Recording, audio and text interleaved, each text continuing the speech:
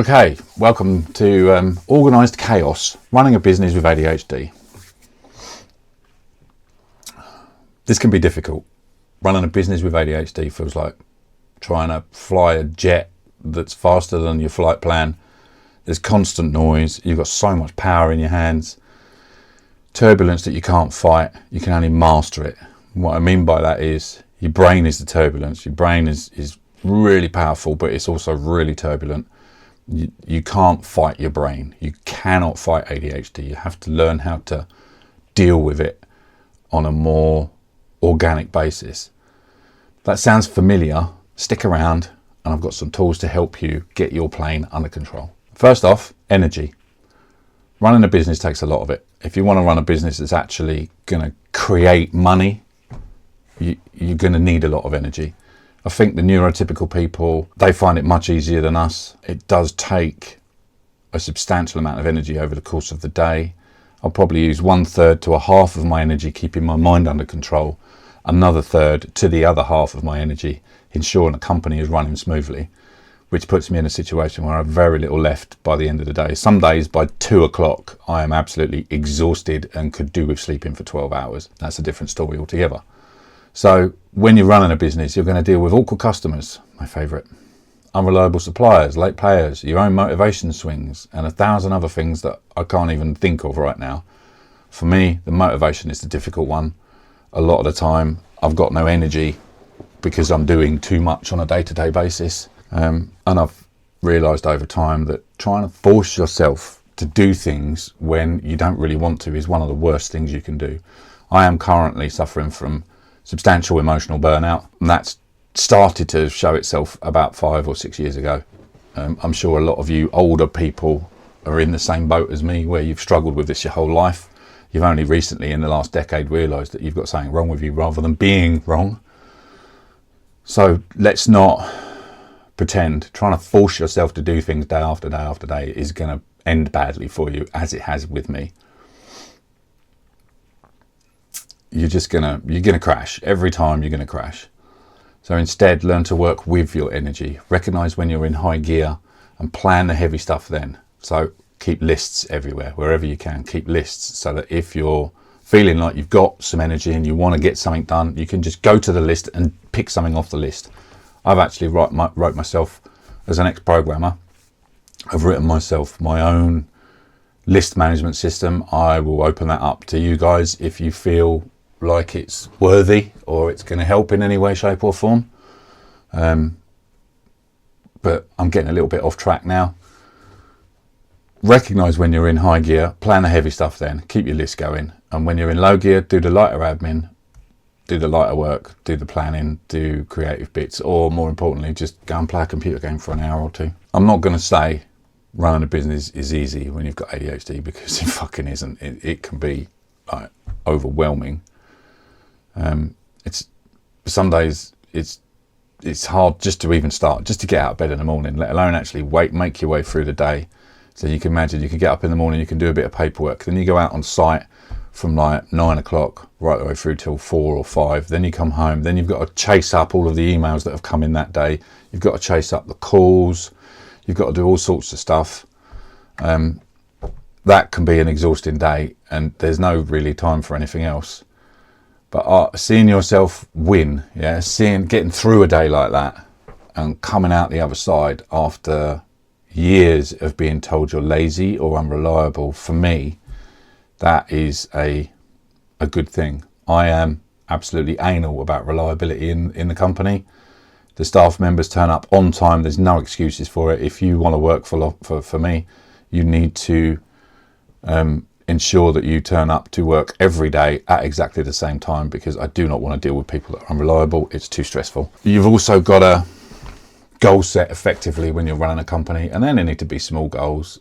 6 or 7 months ago, I set a goal to cut costs in the company so that I could give myself a pay rise, and I actually did it. I successfully managed in 6 months to reduce the costs going out in the company down enough to give myself a pay rise, and it was quite a good pay rise. Probably 1/8 of what I was already earning on top of what I was already earning, so it makes quite a big difference. That feeling, knowing that I built it and I controlled it, it's fantastic.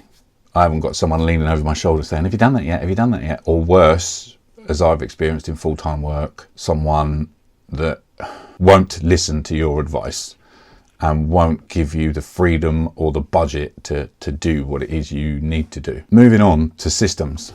Running a business is about systems and procedures. There is a phrase that my business mentors taught me, and it's kind of process the mundane and humanize the exceptions. My secret weapon is Google Calendar. It's there all the time. I'll give you an example of my Google Calendar if my phone would actually catch up. This is what my calendar looks like a lot of the time. It's absolutely chocker. There are no spaces in my calendar for at least 2 weeks in advance. And all I have to do is do what the calendar tells me. It's always there. Everything I do runs off of it, and my life has changed substantially since I started using that. My business is a pretty standard tradesman setup. We take a call or a message of some sort, you arrange a quote, you go out on site to do a quote. If accepted, you do the job later. If you're ADHD like me and you're running a business, you want to compartmentalize those things. So once you've got the job, you don't worry about it until the day of the job. You know, this part's simple. You drive, buy, install, clean, drive more, nice and chill. It's everything in between. Yeah. So you can imagine the going out and doing a quote, getting a job. That's the easy part. It's everything in between. So I'm going to run through that next, because that is the bit that for me was always problematic, and I'll assume for you is when I've got a job to do and I know what I'm doing, it's easy. I run on autopilot. I don't really need to think much about what I'm doing. When I've got things that I'm unfamiliar with or things that change on a weekly basis, I need to put systems in place. So you beat overwhelm, and I'm starting to realize now I beat my emotional overwhelm with structure. By structure, I mean you do things at the same time every day. You get up at the same time. I get up at 7:30 a.m. every morning without fail. If you overload your brain with too many tasks, you'll just sit there and end up playing Elden Ring for 4 hours. Trust me, I've been there 1,000 times. I nearly did that today. I woke up this morning, I sat in bed, I thought I'd play Skyrim for 20 minutes. And an hour and a bit later, I realised that I need to get up now. So I keep it simple. With my business, I run a Sunday admin in the evening. I normally have a bath, a nice hot bath before I do this, because that calms my mind down. And in that Sunday admin section, it's about an hour for the standard work, and sometimes it can be 2 hours if I add other things onto it. In that Sunday admin, I do finances, bookkeeping, paying suppliers, and scheduling content. And then on Monday morning, I work on the business. Yeah, there's 2 hours on Monday morning where I work on the business by writing content, checking numbers, researching grants. That's actual work on the business as opposed to working in the business. On Friday, I work on the business, but it's more flexible. It's my mind day. Sometimes I'll go out and do archery. Sometimes I will stay and work on the business. At the minute, I'm running these videos. And the end of each month, I check profit and loss, KPIs, quote to job ratios, and cash flow forecasts. Quarterly, I zoom out and review everything, big picture. So you can see I've got 2 weekly slots, one for a basic boring admin, one for working on the business. Then I've got a Friday that I generally don't work on. I might go out and do a few quotes if I feel like it, but as a general rule, I don't work on Friday. I allow that to be my mind day. That frees me up to do what I want to do. At the end of the month, I check profit and losses, KPIs, quote to job ratios, cash flow forecasts. Yeah, and then on a quarterly, I zoom out and I check everything I possibly can. These slots keep my brain from spinning out. They keep me from feeling overwhelmed by running a business. And that's been working now for, I started the business just before COVID, literally just before COVID, and I have been running for an extended period of time. On the occasions you do get overwhelmed, you have to remember this one piece of advice. Sitting in a parked car, trying to decide where to go, gets you nowhere.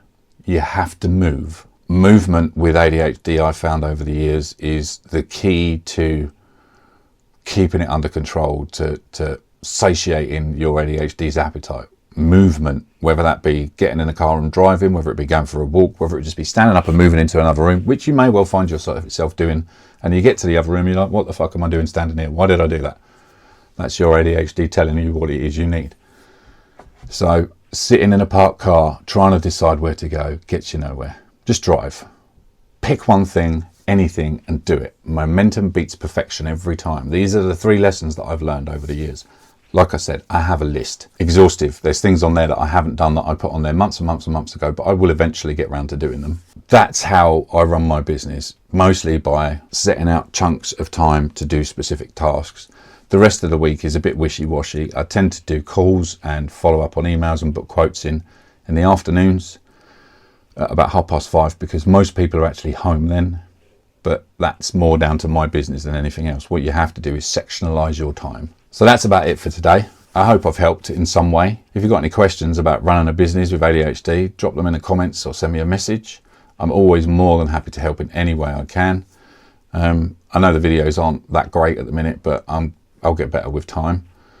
Next week, I'm sharing 5 tactics to help you deal with ADHD day to day. So we got 5 ideas that are going to help you make your lives better. They certainly made my lives better. So if you want more tips that actually work in real life, hit subscribe and I'll see you next week.